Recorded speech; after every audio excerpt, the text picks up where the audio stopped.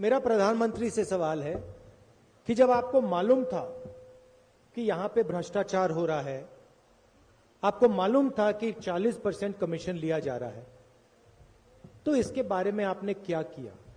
अपने भाषण में कर्नाटक की जनता को आप ये बताइए कि जब मुझे पता लगा कि 40% कमीशन लिया जा रहा था तो मैंने ये और ये किया। ನಿಮಗೆ ಈ ರಾಜ್ಯದಲ್ಲಿ 40% ಭ್ರಷ್ಟಾಚಾರ ಆಗ್ತಾ ಇದ್ದಿದ್ದು ಗೊತ್ತಿದ್ದು ಕೂಡ ಇವತ್ತು ಇವರ ಹತ್ರ ವೋಟ್ ಕೇಳಕ್ ಬಂದಿದ್ದೀರಲ್ಲ, ಈ ಜನಗಳಿಗೆ ನೀವು ಹೇಳಬೇಕು, ನಾನು ಈ ಭ್ರಷ್ಟಾಚಾರವನ್ನ ನಿಲ್ಲಿಸೋದಕ್ಕಾಗಿ ನಾನು ಇಂತಿಂತದ್ನೆಲ್ಲ ಮಾಡಿದೀನಿ ಅಂತ ಜನಗಳ ಮೊದಲು ಹೇಳಿ। आप कर्नाटक की जनता को यह भी समझाइए कि जब कर्नाटक को टैक्स का पैसा मिलना चाहिए और कर्नाटक को जो कर्नाटक का हक था वो पैसा नहीं मिला तो आपने क्या किया?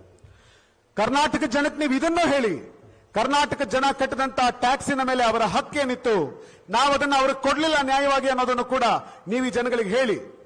और आप ये भी बताइए, जब कर्नाटक में बाढ़ आई, जबरदस्त नुकसान हुआ, तो आपने क्या मदद की?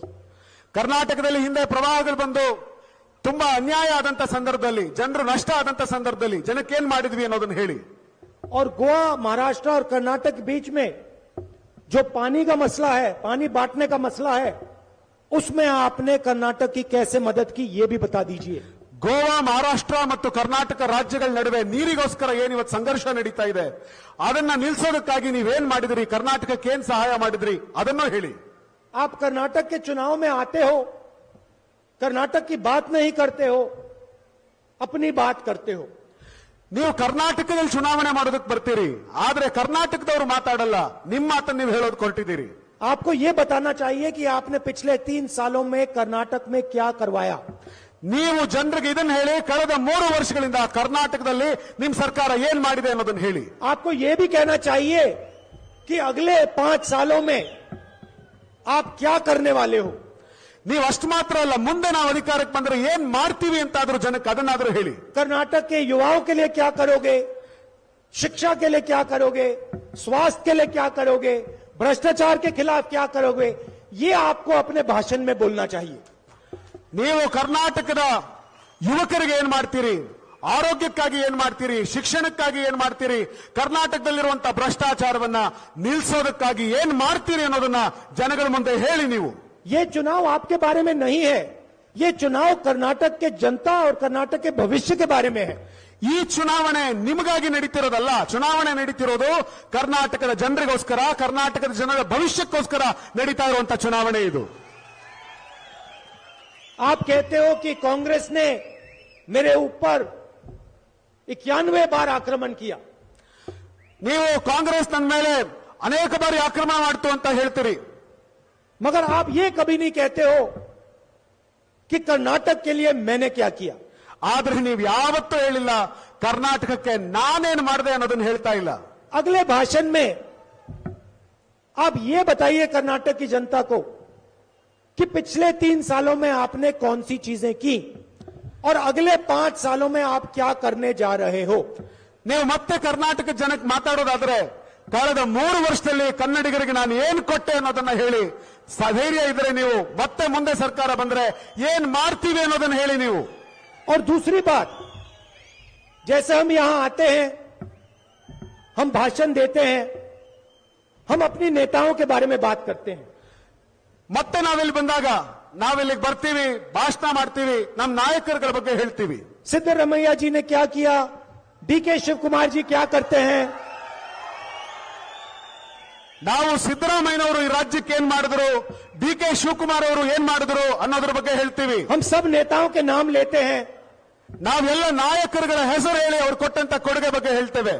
आप आते हो, आप अपने चीफ मिनिस्टर का नाम तक नहीं लेते हो, आप येदुरप्पा जी का नाम तक नहीं लेते हो। ಆದ್ರೆ ನೀವು ಬರ್ತೀರಾ, ನಿಮ್ ಮುಖ್ಯಮಂತ್ರಿ ಹೆಸರು ಹೇಳಲ್ಲ, ಯಡಿಯೂರಪ್ಪನವ್ರ ಹೆಸರು ಕೂಡ ಹೇಳಲ್ಲ, ಹಂಗೆ ಮಾತಾಡೋಗ್ತೀರಾ। आपके भाषण सिर्फ नरेंद्र मोदी जी के बारे में होते हैं।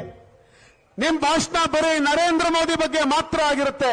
1-2 बार आप येदुरप्पा जी का भी नाम ले लीजिए, बोम्मई जी का भी नाम ले लीजिए, उनको अच्छा लगेगा।